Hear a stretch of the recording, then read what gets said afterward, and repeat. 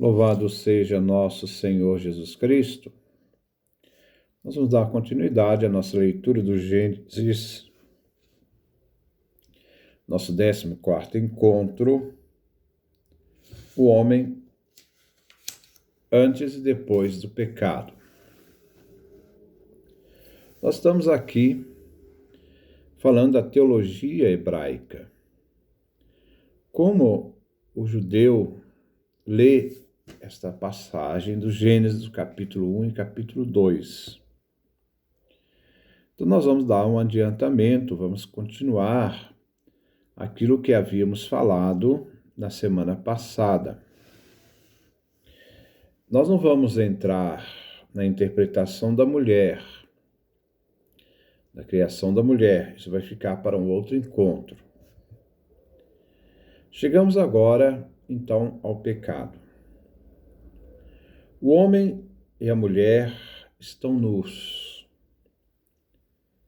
e não sentiam vergonha. Capítulo 2, versículo 25 do Gênesis. A situação oposta, depois do pecado, nós vemos o ser humano se envergonhar de estar nu. Deus os vestirá, tanto o homem quanto a mulher. A serpente era o animal mais astuto de todos os animais do jardim. A serpente diz à mulher: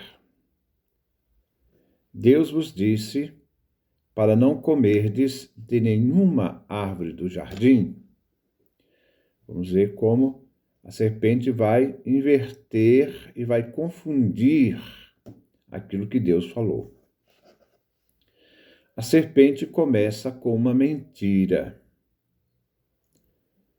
ou podemos dizer com uma provocação. A provocação é: então, tudo está proibido?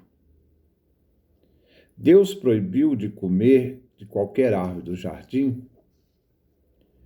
A mulher responde à serpente: não é verdade. Nós podemos comer de todas as árvores do jardim. Isto,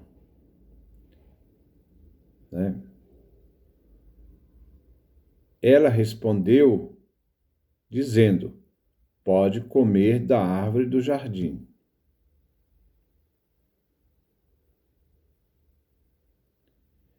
Desapareceu da palavra da mulher a ordem de Deus, que disse: podeis comer de todas as árvores do jardim. Isso foi uma ordem de Deus, uma concessão de Deus, que deu ao homem como dom todas as árvores do jardim.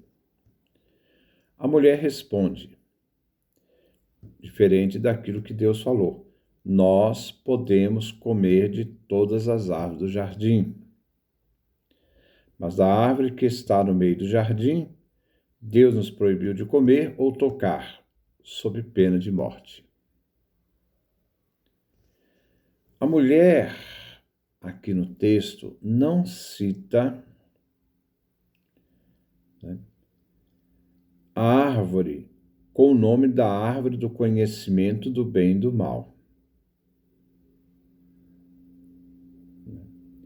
Mas somente ela diz da árvore que está no meio do jardim. Duas coisas a mulher não fala: da árvore do conhecimento, e a segunda coisa acrescenta uma proibição que não existia: tocar da árvore que está no meio do jardim. Deus não falou em tocar. Aqui nós vemos comer e tocar na palavra da mulher, sob pena de morte. Mas os seres humanos foram criados para a vida.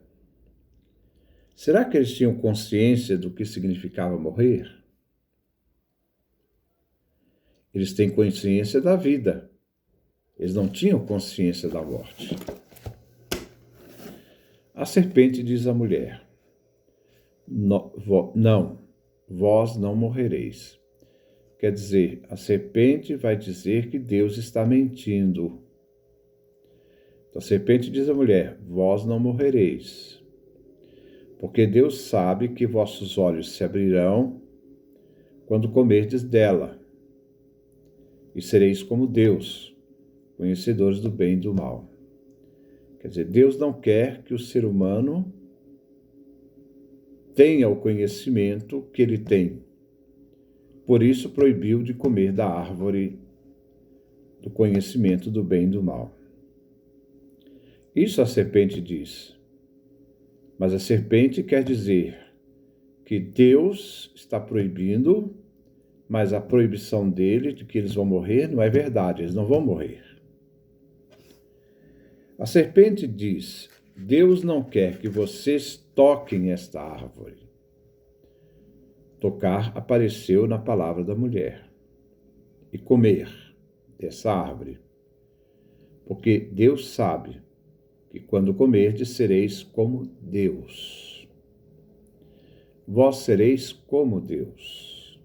Isto é, sereis criadores de mundo. É o poder. A serpente diz: Deus usou esta árvore, comeu desta árvore, criou o mundo. Deus não quer que se coma desta árvore, porque se comer desta árvore, o homem também poderá criar o mundo. A serpente é considerada aqui o exemplo de maledicência, aquela que desvirtua o sentido real da palavra, que coloca dúvidas. A serpente diz uma meia-verdade.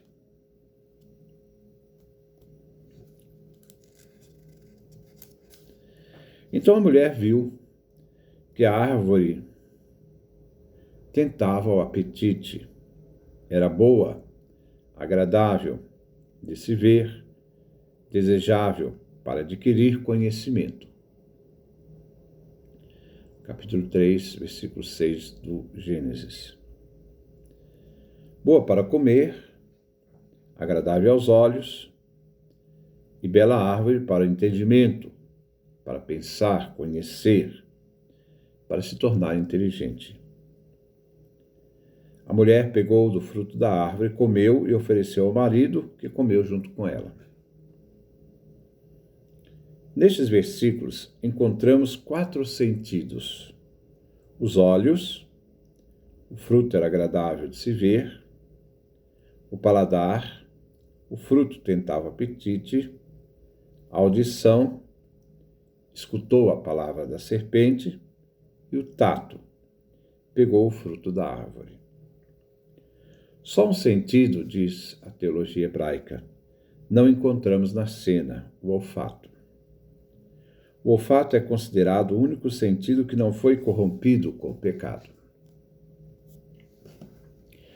Se diz que os antigos, que o olfato haverá de julgar as pessoas. Se abriram os olhos dos dois e descobriram que estavam nus. Depois nós vamos ver o que significa estar nu aqui. Entrelaçaram folhas de figueira e se cingiram. Gênesis capítulo 3, versículo 7. Agora vamos retomar a leitura tratando o homem antes do pecado. Vamos ver algumas questões que não são reais e corretas. Então, vamos ver aquelas que nós não devemos colocar como interpretação e aquela que nós devemos colocar como interpretação. Primeiro, não é correto dizer, primeiro, que o homem, antes do pecado, não tinha conhecimento, não distinguia entre o bem e o mal, substancialmente. Não é verdade. Segundo, com o pecado, o homem adquire o conhecimento do bem e do mal. Antes do pecado, era um animal e depois do pecado se torna inteligente. Também não é verdade. Essa visão do homem não é aceitável, as coisas não são tão simples assim. Que coisa é o homem antes do pecado, segundo a tradição hebraica? O homem antes do pecado é um ser extraordinário. Nós não estamos falando aqui do Homo sapiens. De nível espiritual e intelectual. Ninguém neste mundo chega, exceto Jesus Cristo, chega ao nível de Adão e Eva, segundo a tradição hebraica, no nível intelectual e espiritual em que se encontravam.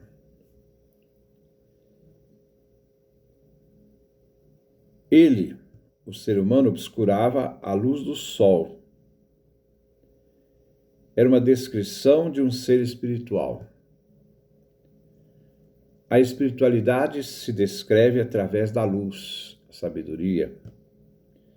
Ser espiritual é entrar na luz. Quanto mais espiritual, mais se está na luz.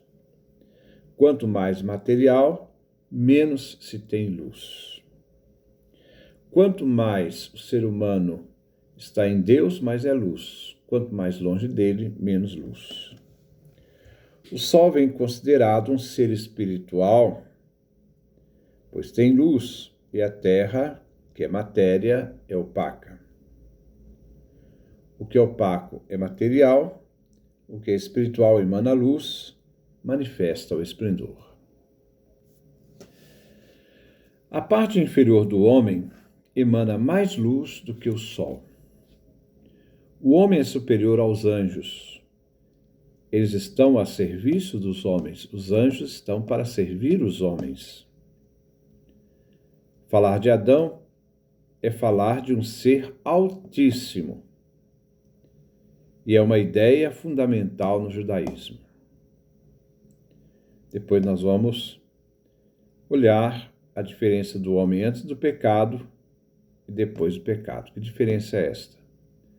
Nós vamos depois continuar. Que Deus nos dê a sua graça, a sua bênção, sua face resplandeça sobre nós.